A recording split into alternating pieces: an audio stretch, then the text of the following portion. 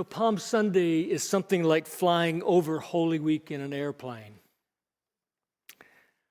We get to see the major contours of the whole week's terrain. We get to see its high peaks and its deep, deep valleys. We sort of get a panoramic view of what is to come the rest of the week. From today through Wednesday, we settle into gazing at the big picture.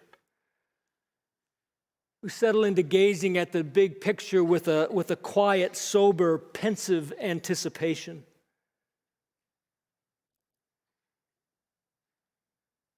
And then on Thursday, from the bustling streets of the infantry of Jesus into Jerusalem, the plane sort of lands, and we get out of the plane and we walk through those streets. And we stop where Jesus was. First, we go just outside the walls of Old Jerusalem to an upper room for the intimate glow of the Passover meal, where Jesus is gathered doing what centuries and centuries of faithful people of God had done years and years before him. He gathers with a small faith community, his first followers. And then we sort of strain our ears to listen to the words of their concluding hymn. It's not named in the passage, but it's likely the very end of the Hallel Psalms, 113 through 118. At the very end there, where it has that refrain that all of you know, this is the day the Lord has made. And then, as they conclude the hymn, we follow Jesus to the Mount of Olives and a place called Gethsemane, where we see Jesus deeply in the throes of agonizing prayer.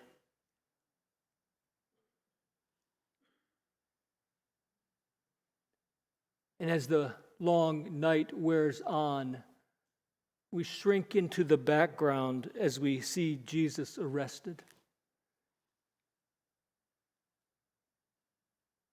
Now we follow him to the home of the high priest, where perhaps we warm ourselves with Peter in the courtyard by the fire. And we hear Peter's threefold denial.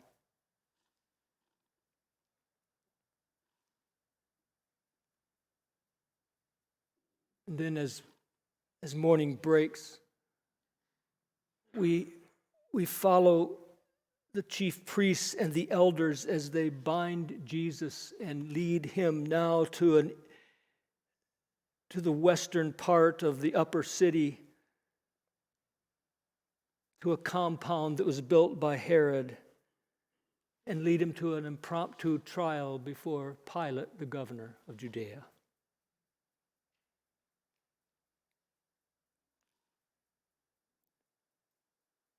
And our breath is taken away as we hear Jesus given the sentence of death, capital punishment.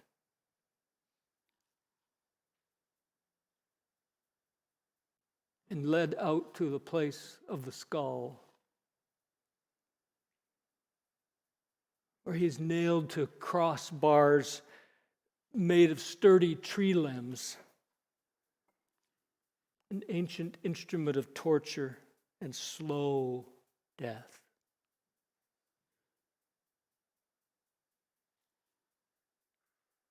Where then we witness the death of Jesus some 6 hours later, after being thudded into the ground.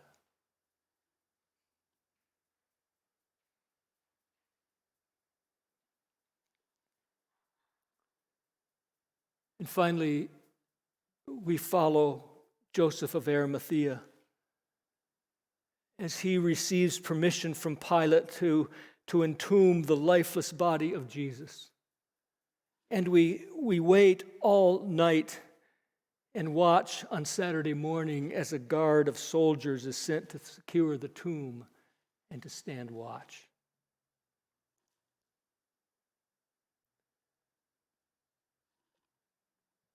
And nothing more is expected or anticipated.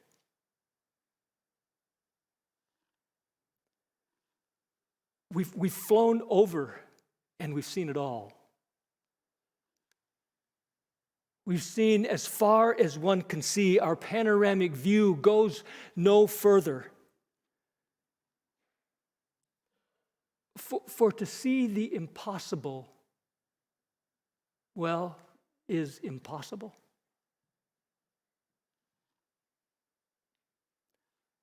We have no inkling from the plane that anything can or will change. We've seen it all. What is dead is dead. End of story.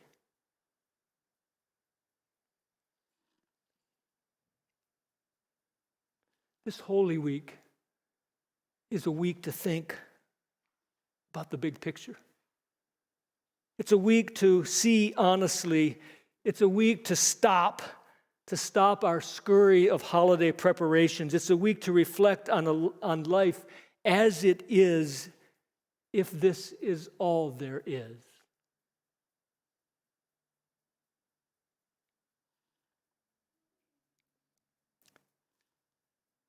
Holy Week is a week to look at the world in all of its pain and evil and unrest. And you know it's hard. It's hard, especially for those of us who've been in-churched. We've sort of become accustomed to knowing the rest of the story. And so we can gloss over the awfulness of real life because we think we know what's coming.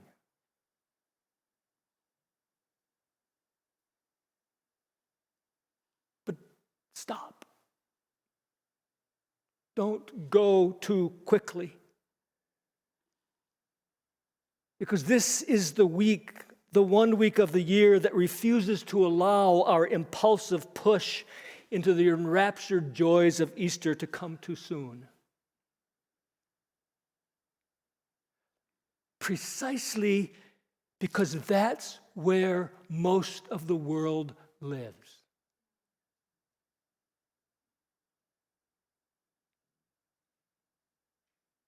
And even if you think you know the rest of the story, this is the week to absorb the pain.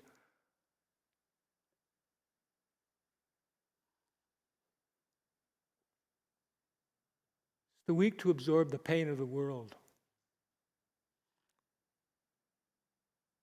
Most people live with the sobering, panoramic view of history, of the world as told by conquest and war and violence and power, suffering and pain.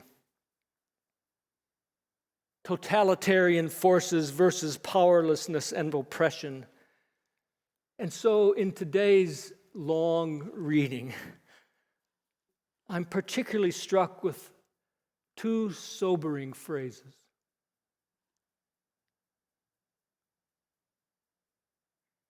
One of them is in 26:31.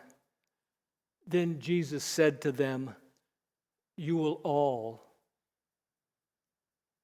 become deserters because of me this night."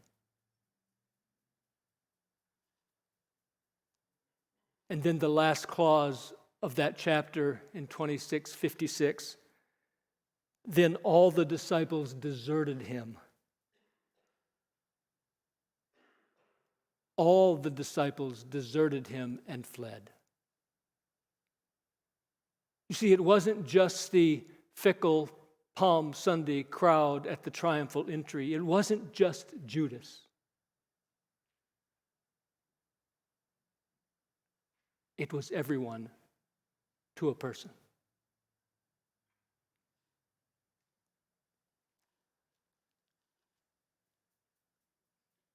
What is it in the sobering panoramic view or picture of life that wears you down? That wears you down so heavily that it makes you ready to throw in the towel? What is it that for you poses the danger of walking away, of deserting the faith?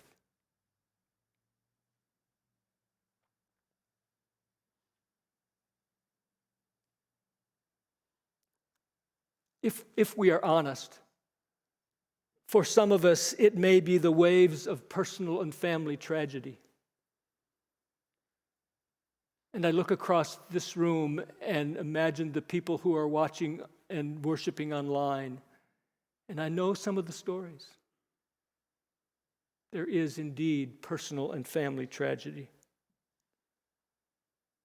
For some of us, it might be the seeming irreconcilability between faith and science. How can this ancient book of myths be true if science is also true? And we wrestle and are caught in that, and it may be the thing. For some of us, it's the incessant infighting among people of so-called faith.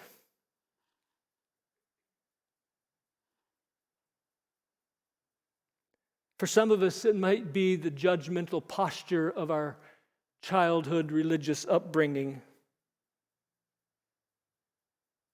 For some of us, it's the seemingly rampant relativism and supreme individualism of our culture, which seems to make each person the sole judge of right and wrong. For some of us, it's the cumulative, the sheer weight of the cumulative effect of the daily barrage of really bad news.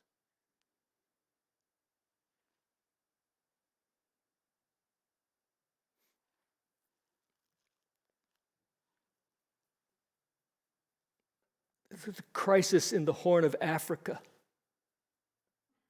that now is in its 5th decade in Ethiopia and Kenya and Somalia, where for 5 decades without sufficient rain has left 36.4 million people in need of humanitarian assistance.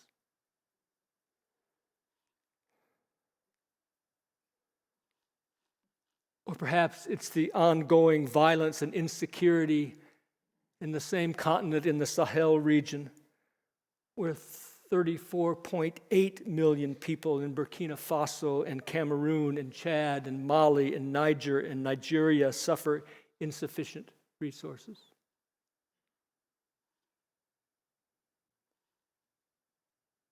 Or maybe also on the same continent, it's in the Democratic Republic of the Congo, where 26 million people do not have what they need for daily life.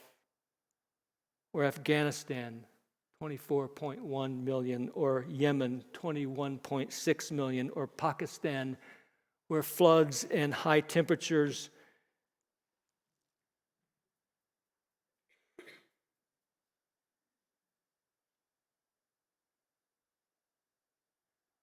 seek to destroy the lives of 33 million people. Or it's the Ukraine that's been in the news this past year, and the ongoing war, where there are 7.9 million refugees externally and 6.5 internally displaced people.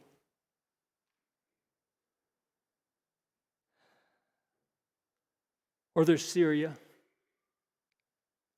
with millions displaced abroad and another 6.8 internally displaced.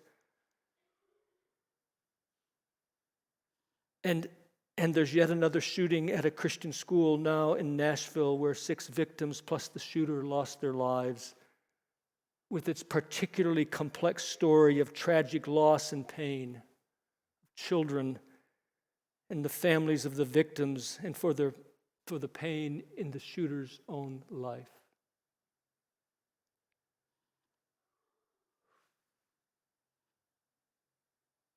What is it in the sobering panoramic picture of life that wears you down so that you may wish to throw in the towel? That poses the danger of walking away, of deserting the faith.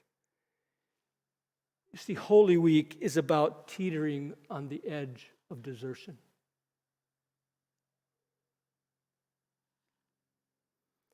It's about feeling caught between the tug of denying Jesus on the one hand and feeling like one is being asked to deny the reality of evil on the other. Ongoing evil. And evil won't be whitewashed. It refuses to be hidden under the carpet. It demands a reckoning. And today, at the beginning of Holy Week, we can't see the answer. Our view isn't yet large enough. Today, this week, we wait. We wrestle. We resist. We reflect. We reflect amid all the dismal news of the world. Who am I? And how am I? And what part do I play in complicity with the evil in our world? Will I desert? Will I betray? Can I hold on? These are the questions of Holy Week.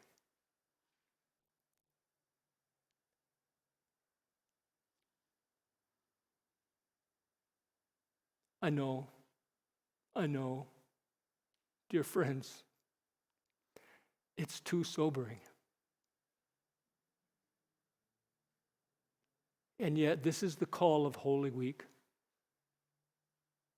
so that we might be people who see the world as it is and ask the question if we still dare to believe. Just one more thing about our panoramic view from the airplane over Holy Week. There are indeed glimpses of being able to hold on whatever the world may throw at you. There's the centurion and those who were with him who declare, as we've just heard, truly this man was God's son. And there's quiet, unassuming Joseph of Arimathea who comes to prepare Jesus for burial. And there's Mary Magdalene and the other Mary who faithfully, quietly sit opposite the tomb, waiting.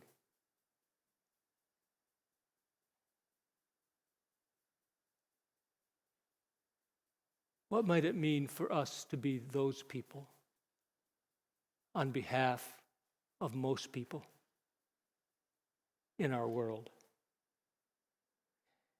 Dear friends, we cannot deny the world's evil without or within. But there is good news. You can hold on. You can press forward with eyes open. May it be so. Amen.